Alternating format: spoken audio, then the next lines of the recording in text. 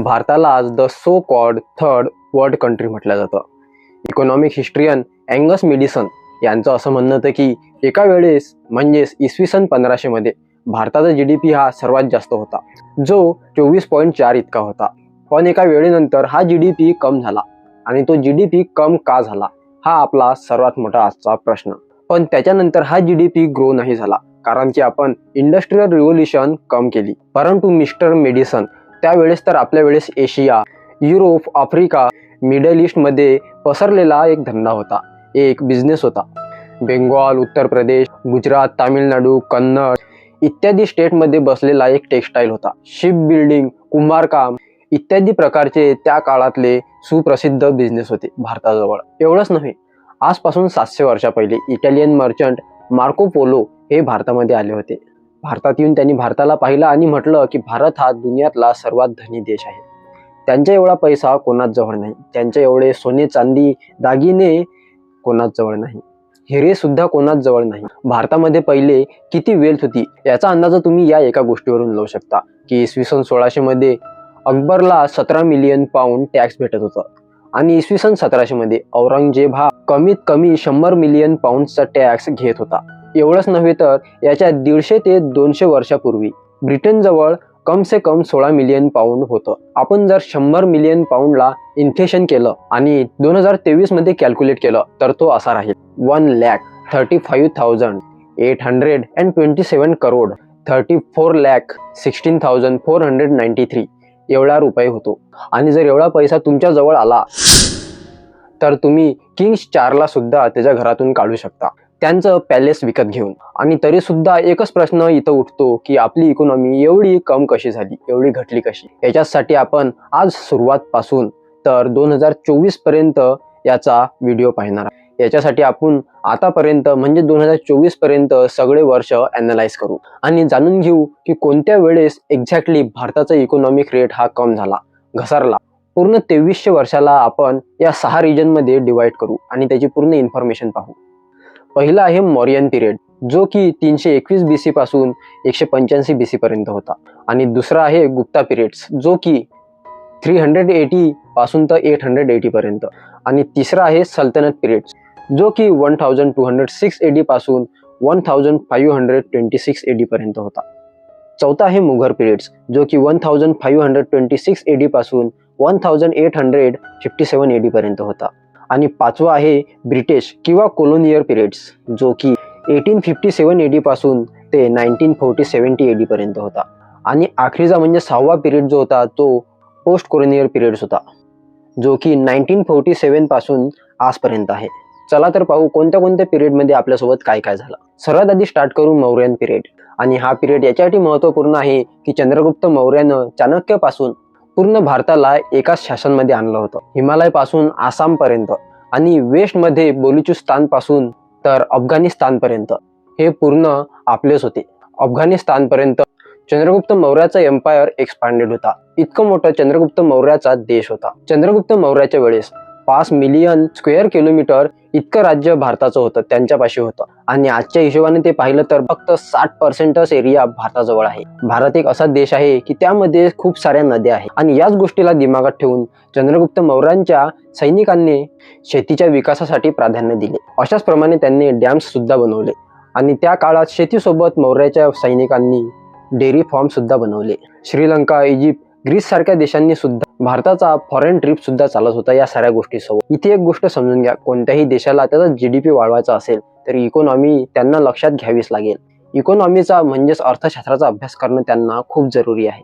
आणि त्या काळात चंद्रगुप्त मौर्य आणि अशोक सम्राट यांना याविषयी खूप सारं नॉलेज होतं, खूप सारी माहिती होती. आणि हेच कारण होतं की त्यावेळेसचे चंद्रगुप्त मौर्याचे सैनिक इकॉनॉमिकला खूप चांगल्या प्रमाणात समजत होते. त्यांच्या काळात त्यांनी एक पूर्ण डिझाईन क्रिएट केली होती की कसं इकॉनॉमिक वाढवायची, कसं भारताला समोर न्यायचं, भारताच्या विकासासाठी कसे काही गोष्टी अनिवार्य आहे हे त्यांना खूप चांगल्या प्रमाणे माहीत होतं. आणि त्याचप्रमाणे त्यांनी खूप साऱ्या गोष्टी डिझाईन सुद्धा केल्या होत्या. आणि चाणक्य नीतीच्या काळात भारत हा खूप चांगला देश होता. भारताजवळ सर्व प्रकारचे धंदे व्यवसाय हे होते. भारत सर्व गोष्टीत समोर होता. या सगळ्या गोष्टीवरून आपल्याला एक गोष्ट तर समजते की एका वेळेस भारतापाशी खूप जास्त प्रमाणात वेल्थ होती, खूप जास्त प्रमाणात हेल्थ पण होती आणि सर्व गोष्टी भारताजवळ सर्वात जास्त होत्या. भारत सर्वात जास्त टॉप लेवलचा एक देश होता. आणि पुढचा येतो गुप्ता पिरियड. आणि या व्यापाराचे सर्वात मेन व्यक्ती होते समुद्रगुप्त. आणि यांना त्या काळात इंडियन नेपोलियन म्हणून जाणले जात होते. यांनी समुद्रामधून आपला खूप मोठा व्यापार तयार केला होता, क्रिएट केला होता. यांनी साऊथ इंडियन वेल्थ मध्ये सुद्धा आपलं व्यापार स्थापित केलं होतं. आणि त्या काळात सर्वांना समुद्रगुप्तांची म्हणजेच इंडियन नेपोलियनची हिस्ट्री माहीत होती, त्यांची ताकद माहीत होती. ते समुद्रामध्ये खूप जास्त ताकदवान होते, त्यांचा दिमाग खूप जास्त काम करत होता. आणि तुम्हाला इथे एक गोष्ट सांगतो की गुप्ता पिरियडला गोल्डन एज ऑफ इंडिया पण म्हटलं जातं, कारण या पिरियडमध्ये आर्ट, आर्किटेक्चर, लिटरेचर, विज्ञान या सर्व फेसमध्ये, या सर्व स्ट्रीममध्ये भारत हा सर्वात जास्त समोर होता.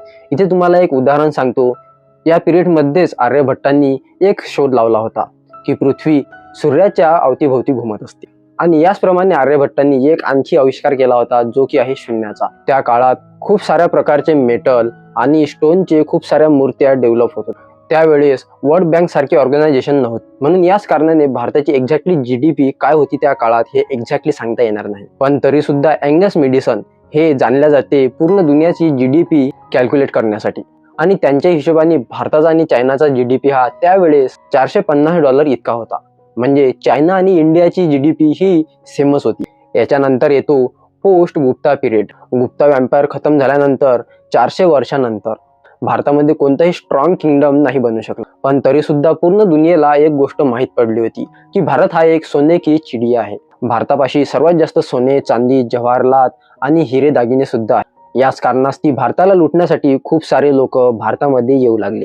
सर्वात आधी आले मोहम्मद बिन कासिम, त्याच्यानंतर आले मोहम्मद गझनी आणि त्याच्यानंतर आले मोहम्मद गौरी. भारताजवळ त्यावेळेस किती पैसा होता याचा अंदाज आपण या गोष्टीवरून लावू शकतो की मोहम्मद गझनीने भारतावर 18 वेळा अटॅक केला आणि सोमनाथ टेम्पल पासून त्यांनी 20 लाख दिनारला लुटलं. आणि तो अमाऊंट त्या काळात होता इंडियन रुपीज मध्ये 53 करोड. आणि आता तुम्हीच विचार करा कंपाऊंड करून हा अमाऊंट किती होऊ शकतो. आणि लूटमारचा हा वेळ चलत राहिला 1206 AD. स्लेव्ह डायनेस्टी किंवा दासोकी डायनेस्टी हे सुद्धा म्हटलं जातं, कारण की यांचे फाउंडर कुतुब अल दिन ऐबक होते आणि ते दास होते मोहम्मद गौरीचे. आणि त्याच्यानंतर येते सल्तनत पिरियड.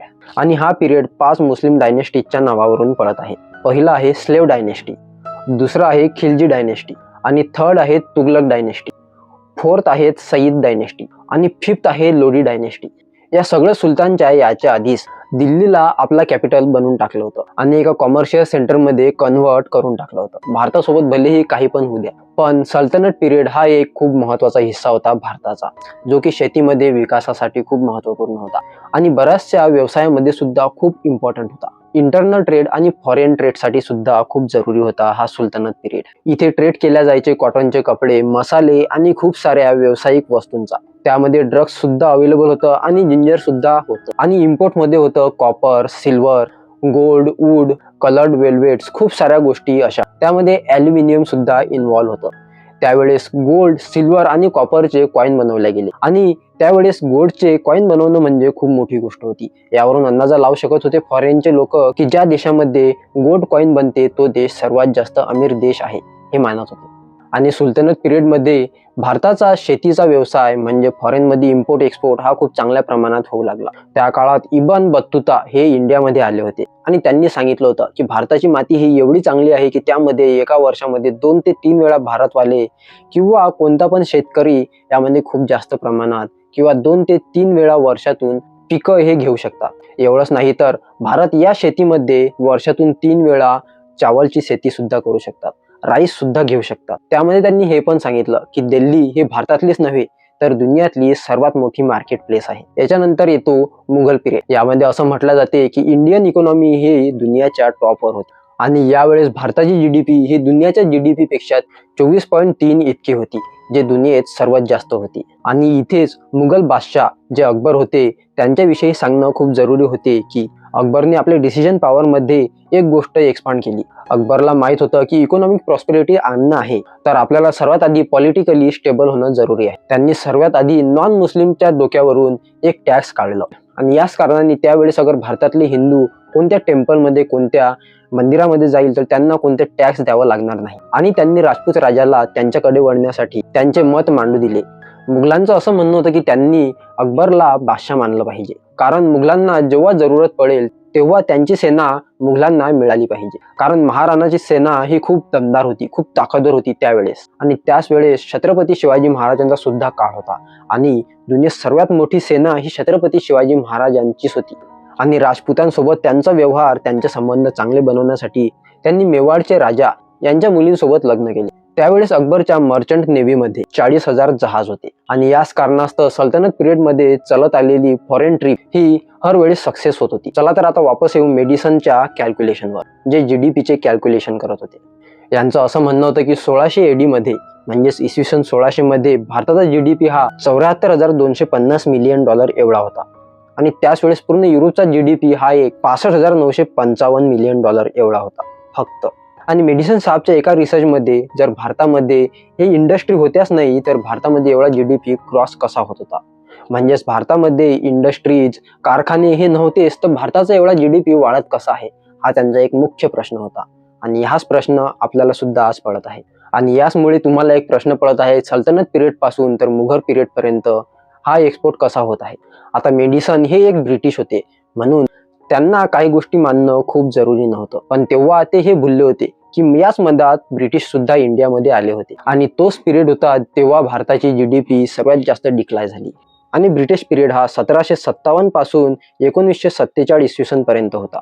आणि इसवी सन 1600 मध्ये ब्रिटिश हे इंडियामध्ये आले होते ईस्ट इंडिया ट्रेडिंग कंपनीचे एक सल्लागार म्हणून. परंतु तेव्हा त्यांची नजर भारताच्या खूप साऱ्या दौलतमध्ये होती आणि तेव्हा भारतामध्ये खूप साऱ्या कंपन्या होत्या, त्यामध्ये खूप साऱ्या गोष्टी बनवल्या जात होत्या जे भारतासाठी किंवा भारताच्या GDP वाढवण्यासाठी खूप जरुरी होत्या. आणि इथे तुम्हाला एक गोष्ट सांगतो, तुम्ही KGF मूवी हा बघितला असेल आणि KGF मूवी हा एक स्क्रिप्टेड मूवी आहे, तुम्हाला हे तर माहित आहे. पण KGF या नावाची एक जागा होती आणि KGFचा अर्थ असा आहे की कोलर कोल्ड फील्ड. आणि ही जागा बँगलोर पासून 90 किलोमीटर दूर स्थित आहे. 1799 मध्ये टिपू सुलतानना हरवल्यानंतर ही जागा ब्रिटिशनी त्यांच्या ताब्यात घेऊन घेतली आणि 121 वर्ष ब्रिटिशांनी या जागेवरून सोनं काढलं. आणि इथे असं मानलं जाते की 30,000 इंडियन लोक त्यांनी ताब्यात घेतले होते आणि त्यांच्यावर अत्याचार करून तिथून सोनं त्यांच्या हातातून काढून घेतलं.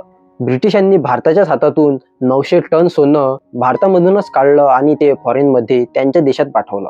आणि त्या सोन्यांची प्राइस 2024 मध्ये म्हणजेच आज जर आपण बघित आहोत 542756648700 इतका आहे. आणि इतक्या पैशांनी तुम्ही मुकेश अंबानीच्या एंटिला सारख्या म्हणजेच त्यांच्या बंगल्यासारख्या म्हणजेच 56 एंटिला खरीदू शकता. झाले ना इथे शॉक. आणि त्या काळात त्यावेळेस सुद्धा नेचरने म्हणजेच निसर्गाने सुद्धा ब्रिटिशांचा साथ दिला होता. जाणून घेऊ याच व्हिडिओमध्ये पुढे. इसवी सन 1763 पासून ते इसवी सन 1943 पर्यंत भारताला 12 वेळा पाण्याच्या दुष्काळामध्ये राहावं लागलं. आणि या काळात त्यांनी काहीच शेती केली नाही. शेती करून सुद्धा त्यांचे जे शेती होती त्यांचा 1% सुद्धा फायदा झाली नाही. आणि इथेच भारताची GDP कम झाली. 12 वेळा अकाल आल्यामुळे भारताची इकॉनॉमिक्स म्हणजेच GDP ही कम झाली. आणि यावेळेस 85 मिलियन लोकांची डेथ झाली जे की भारतातलेच होते. आणि याचप्रमाणे भारताची शेती या आकड्याला पाहून नाही सारखीच झाली. आणि भारताची GDP इसवी सन 1700 मध्ये वर्ल्डमध्ये सर्वात जास्त होती. तेच GDP 1950 पर्यंत पोहोचल्यानंतर फक्त 3% इतकीच राहिली. आणि या गोष्टीला ब्रिटिशांनी डिइंडस्ट्रियलायझेशन हे नाव दिलं. त्याचा अर्थ तुम्हाला खाली दिसतच असेल. तुम्हाला हा व्हिडिओ कसा वाटला मला कमेंटमध्ये जरूर सांगा. आणि असेच व्हिडिओ पाहण्यासाठी माझ्या चॅनलला सबस्क्राईब नक्की करा. भेटूया पुढच्या व्हिडिओ, तोपर्यंत राम राम.